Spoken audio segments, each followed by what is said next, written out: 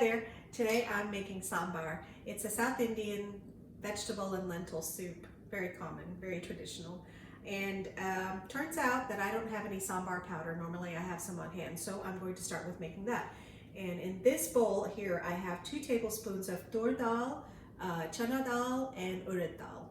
And I'm going to roast them in a cast iron pan until they get just a little bit golden brown.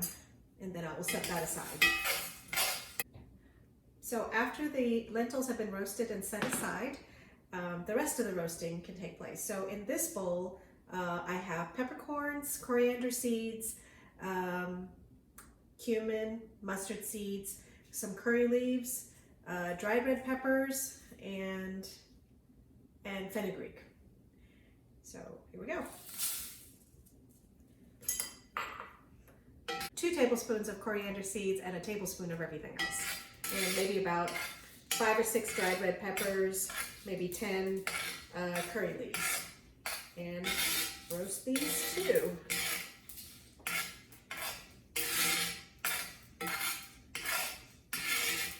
The mustard seeds will start popping, so you gotta watch out for that. So now we're ready to begin the sambar.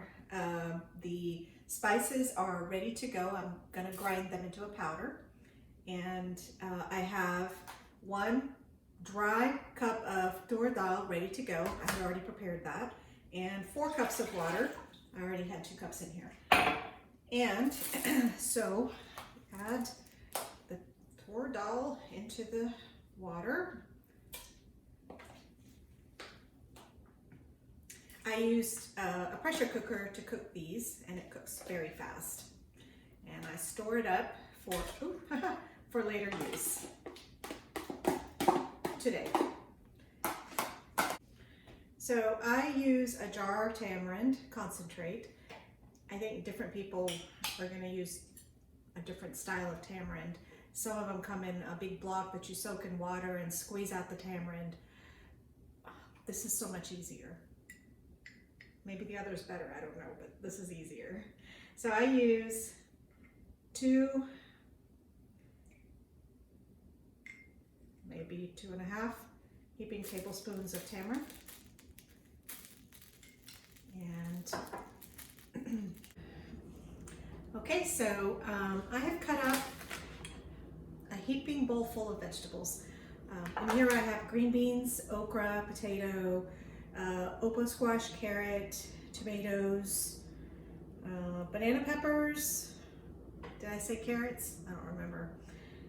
Well, I like a lot of vegetables in my sambar, so here it goes.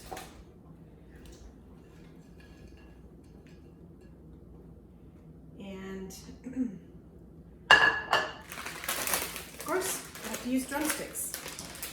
They come frozen. So just toss a few in here. They add a wonderful flavor to a lot of dishes. And just let this cook. And next I'm going to add the sambar powder. I have to grind it first. So here's the sambar powder. I just ground it up in a spice grinder, a coffee grinder, that sort of thing. So I'm going to add 2 heaping teaspoons of the sambar powder. And then I'm going to add some salt.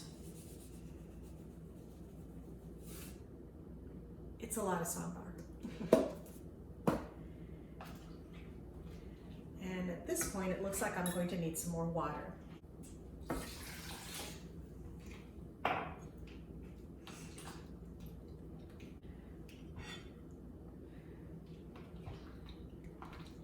Mix it all up, add water as needed, and cook this for maybe 30 to 45 minutes with the lid on.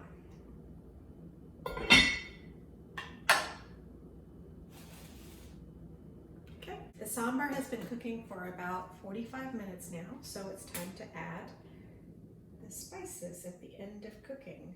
So add maybe 2 to 3 tablespoons of oil in a small pot like this, and about a tablespoon of cumin and mustard seeds into the oil, carefully.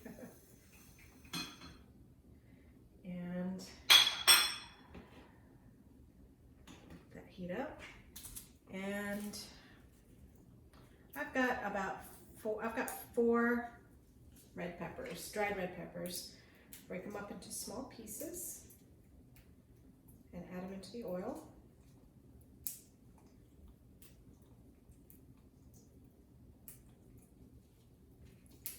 And let it cook.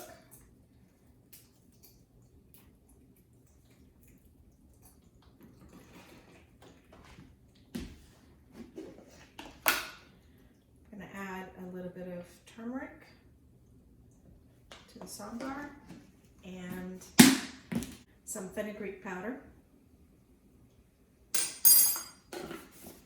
And in here, as it's cooking, after it starts popping, I'm going to add some curry leaves and a little bit of asafoetida. You have to listen for the mustard seeds popping. So do you hear that? It's popping and it's ready. I'm going to add some asafoetida, about 1/4 to 1/2 teaspoon, depending on your preference. It's got a very strong smell, so some people may not like it. And a few curry leaves. Watch out!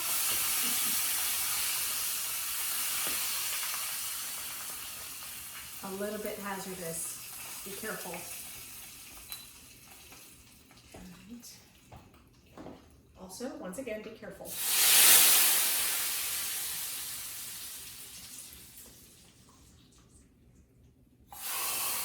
Get the rest of it out. Mix it all up. And you are ready to eat. This is good with idli, dosa, or rice. I made some rice.